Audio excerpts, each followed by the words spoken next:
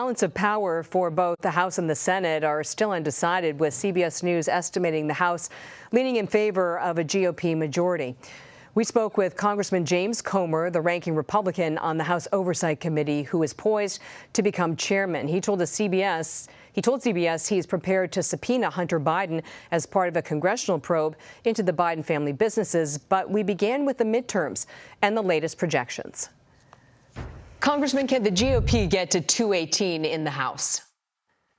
I think so. I think we'll end up somewhere around 220. A win's a win, and I'm looking forward to the new majority. Were Democrats able to make the midterms a referendum on former President Trump? I think that the Dobbs decision had a little bit more of an impact than we first thought. Some of the polling showing that with suburban women in some of those races that we thought we were going to win in some of the bluer districts. But, at the end of the day, I have no idea why we didn't get to what was projected. But again, a win is a win, and I'm looking forward to the new majority. If Republicans take control, does Kevin McCarthy have the support he needs to become the House Speaker? I think he will. I think he's the guy that worked hard to get us where we are. He raised a record amount of money. No one spent more time traveling the country campaigning on behalf of Republican candidates than Kevin. I strongly support Kevin. I think at the end of the day, he will have the 218 votes needed to become the next speaker. If Kevin McCarthy becomes the next House Speaker, it will be with the thinnest of margins. What concessions will be necessary with the Freedom Caucus and others to keep them on board? Well, I haven't been inside those private discussions between the Freedom Caucus and Kevin McCarthy, but I do suspect that Kevin's going to have to give in to some of their requests. And, honestly, I don't think some of the requests are too outrageous. You're running unopposed for chairman of the House Oversight Committee. If you become the chairman, what are your first priorities? Well, we want to bring the committee back to what it was intended to do, and that's to root out waste, fraud, abuse, and mismanagement in the federal government.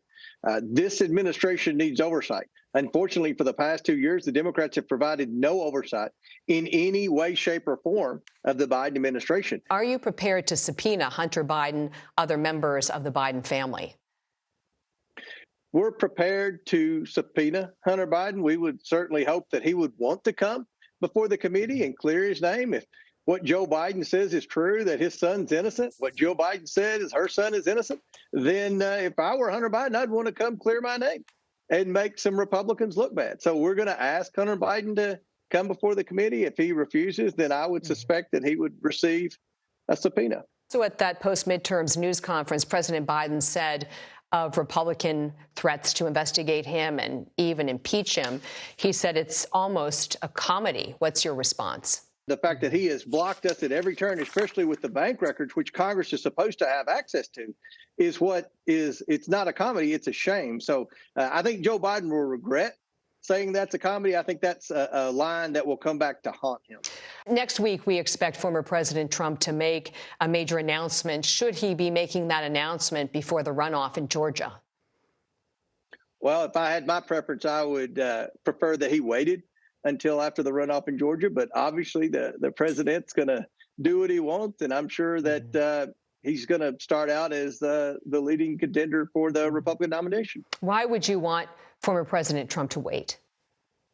Well, I just think that the focus needs to be on trying to flip the Senate. I mean, this is of the utmost concern. If we sincerely want to get America on the right track, then we can't do it with just a Republican House. We need a Republican Senate, too. What's the impact of the former president being so publicly critical of Governors DeSantis and Youngkin?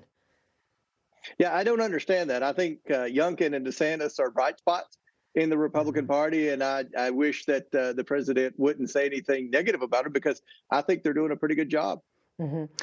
You have a news conference that's planned for the coming days. What should we expect to learn?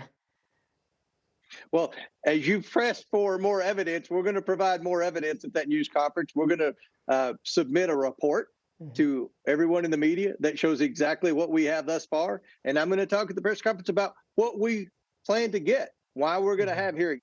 And to be clear, this is about the Biden family business investigation. Family. Okay. Absolutely. Okay.